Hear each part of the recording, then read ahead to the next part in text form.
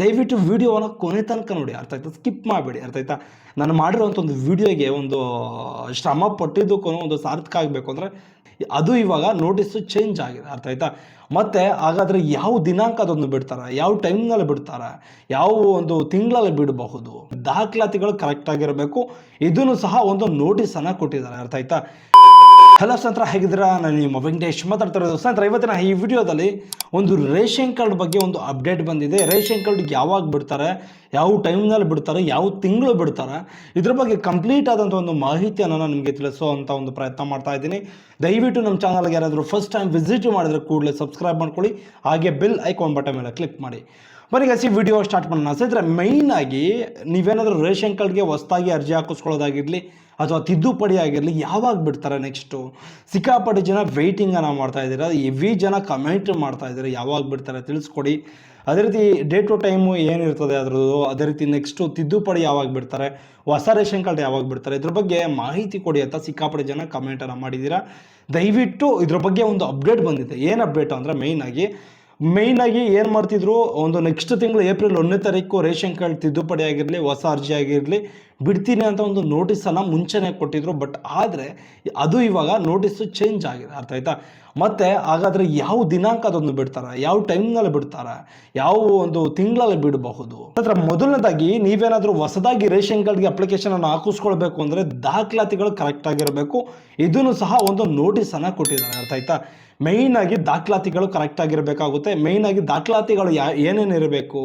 ಹೊಸ ರೇಷನ್ ಕಾರ್ಡ್ಗಾದರೆ ಮೇಯ್ನಾಗಿ caste, income, Aadhaar card, ಅದಕ್ಕೆ ಲಿಂಕ್ ಆಗಿರೋಂಥ ಒಂದು ಮೊಬೈಲ್ ನಂಬರು ಕಡ್ಡಾಯವಾಗಿ ಇರಲೇಬೇಕಾಗುತ್ತೆ. ಅದೇ ರೀತಿ ನೆಕ್ಸ್ಟು 6 ವರ್ಷದ ಒಳಗಿನ ಮಕ್ಕಳಿಗೆ ಬರ್ತ್ ಸರ್ಟಿಫಿಕೇಟು, ಆಧಾರ್ ಕಾರ್ಡು ಮತ್ತು ಅದಕ್ಕೆ ಲಿಂಕ್ ಆಗಿರುವಂಥ ಒಂದು ಮೊಬೈಲ್ ನಂಬರು ಕಡ್ಡಾಯವಾಗಿ ಇರಲೇಬೇಕು. ಅದೇ ರೀತಿ ನೆಕ್ಸ್ಟು ತಿದ್ದುಪಡಿಗಾದರೆ, ಏನಾದರೂ ಹೆಸರು ಸೇರ್ಪಡೆಗಾದರೆ ಕ್ಯಾಸ್ಟ್, ಇನ್ಕಮ್, ಆಧಾರ್ ಕಾರ್ಡು. ಅದೇ ರೀತಿ ಏನಾದರೂ ಡಿಲೀಟ್ ಮಾಡಿಸ್ಬೇಕು ಅಂದರೆ ಡಿಸ್ ಸರ್ಟಿಫಿಕೇಟ್ ಕೇಳ್ತಾರೆ. ಮದುವೆ ಆಗಿ ಗಂಡನ ಮನೆಗೆ ಹೋಗಿದ್ರೆ, ಅರ್ಥ ಆಯ್ತಾ, ಅಂಥವ್ರಿಗೆಲ್ಲ ಮ್ಯಾರೇಜ್ ಸರ್ಟಿಫಿಕೇಟು ಅಥವಾ ನಿಮ್ಮ ಹತ್ರ ಇನ್ವಿಟೇಷನ್ ಕಾರ್ಡ್ ಇದ್ದರೆ ತೋರಿಸ್ಬಿಟ್ಟು ಮಾಡಿಸ್ಕೊಂಡು ಡಿಲೀಟನ್ನು ಮಾಡಿಸ್ಬೋದು, ಅರ್ಥ ಆಯ್ತಾ? ಇದನ್ನು ಮೈಂಡಲ್ಲಿ ಇಟ್ಕೊಳ್ಳಿ. ಎಷ್ಟೋ ಜನ ದಾಖಲಾತಿಗಳ ಬಗ್ಗೆ ನಾನು ಎಷ್ಟೊಂದು ವಿಡಿಯೋಗಳಲ್ಲಿ ನಾನು ತಿಳಿಸ್ಕೊಟ್ಟಿದ್ದೀನಿ. ಬಟ್ ಆದರೆ ಅದ್ರ ಬಗ್ಗೆನೇ ಸಿಕ್ಕಾಪಟ್ಟೆ ಹೆವಿ ಜನ ಕಮೆಂಟನ್ನು ಮಾಡ್ತಾ ಇದ್ದೀರಾ. ಏನು ವಿಚಾರ ಅಂದರೆ ಮೇಯ್ನಾಗಿ ಏನು ಪ್ರಾಬ್ಲಮ್ ಅಂದರೆ, ನಾನು ಸುಮಾರು ವೀಡಿಯೋಸ್ಗಳಲ್ಲಿ ತಿಳಿಸ್ಕೊಟ್ಟಿದ್ದೀನಿ. ದಯವಿಟ್ಟು ವಿಡಿಯೋವನ್ನು ಕೊನೆ ತನಕ ನೋಡಿ, ಅರ್ಥ ಆಯ್ತಾ? ಸ್ಕಿಪ್ ಮಾಡಬೇಡಿ, ಅರ್ಥ ಆಯ್ತಾ?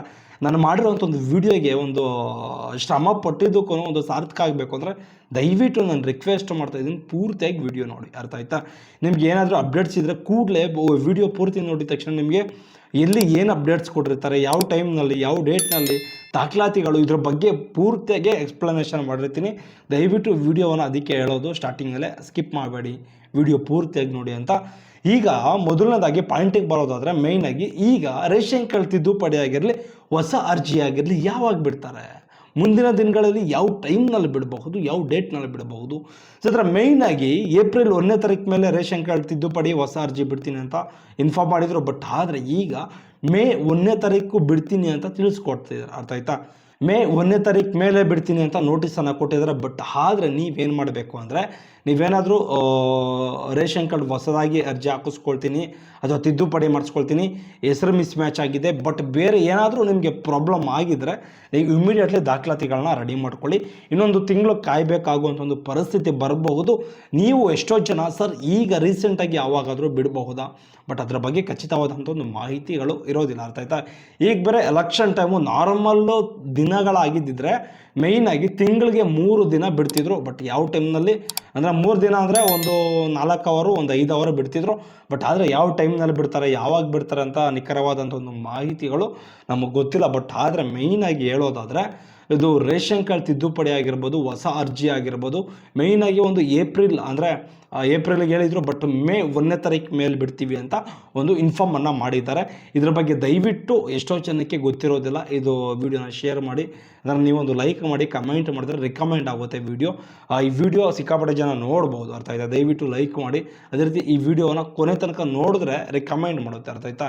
ಇದನ್ನು ಮೈಂಡಲ್ಲಿ ಇಟ್ಕೊಳ್ಳಿ.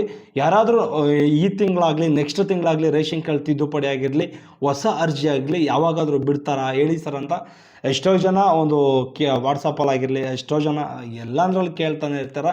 ಬಟ್ ಆದರೆ ಮೇಯ್ನಾಗಿ ಏನು ಅಂದರೆ ಈ ತಿಂಗಳು 3 ದಿನ ಬಿಟ್ಟಿದ್ದಾರೆ. ಬಟ್ ಅಂದರೆ ಒಂದು 3 ಅವರ್ ಬಿಟ್ಟಿದ್ದಾರೆ. ಬಟ್ ಆದರೆ ಮುಂದಿನ ದಿನಗಳಲ್ಲಿ ಒಂದು ಅಂದರೆ ನೆಕ್ಸ್ಟ್ ತಿಂಗಳು ಅರ್ಥ ಆಯ್ತಾ, ನೆಕ್ಸ್ಟ್ ತಿಂಗಳು ಏಪ್ರಿಲ್ ಏನಿದೆ ಎಲೆಕ್ಷನ್ ಟೈಮ್ ಅಲ್ವಾ, ಆ ಟೈಮ್ನಲ್ಲಿ ಬಿಡೋದು ಡೌಟ್. ಅರ್ಥ ಆಯ್ತಾ, ಆ ಟೈಮ್ನಲ್ಲಿ ಏನಾದರೂ ಬಿಟ್ಟರೆ ರೇಷನ್ ತಿದ್ದುಪಡಿ ಆಗಿರಲಿ, ಹೊಸ ಅರ್ಜಿ ಆಗಿರಲಿ, ನಾನು ನಿಮಗೆ ಇಮಿಡಿಯೇಟ್ಲಿ ಕಮ್ಯುನಿಟಿ ಪೋಸ್ಟ್ ಮೂಲಕ ಆಗಿರ್ಬೋದು, ಒಂದು ವಿಡಿಯೋ ಮೂಲಕ ಆಗಿರ್ಬೋದು ತಿಳಿಸುವಂಥ ಒಂದು ಪ್ರಯತ್ನ ಮಾಡ್ತೀನಿ. ದಯವಿಟ್ಟು ಇದನ್ನು ಅದಕ್ಕೆ ಹೇಳ್ತಾ ಇರೋದು, ಪದೇ ಪದೇ ಹೇಳ್ತಾ ಇದ್ದೀನಿ, ನಮ್ಮ ಚಾನಲ್ಗೆ ಅದಕ್ಕೆ ಸಬ್ಸ್ಕ್ರೈಬನ್ನು ಮಾಡ್ಕೊಳ್ಳಿ. ಅದೇ ರೀತಿ ಬೆಲ್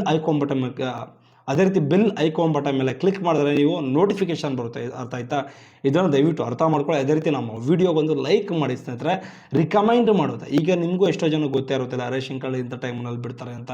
ನೀವೊಂದು ವಿಡಿಯೋಗೆ ಒಂದು ಲೈಕ್ ಮಾಡೋದ್ರಿಂದ ಇಮ್ಮಿಡಿಯೇಟ್ಲಿ ರಿಕಮೆಂಡ್ ಮಾಡುತ್ತೆ ಯೂಟ್ಯೂಬು.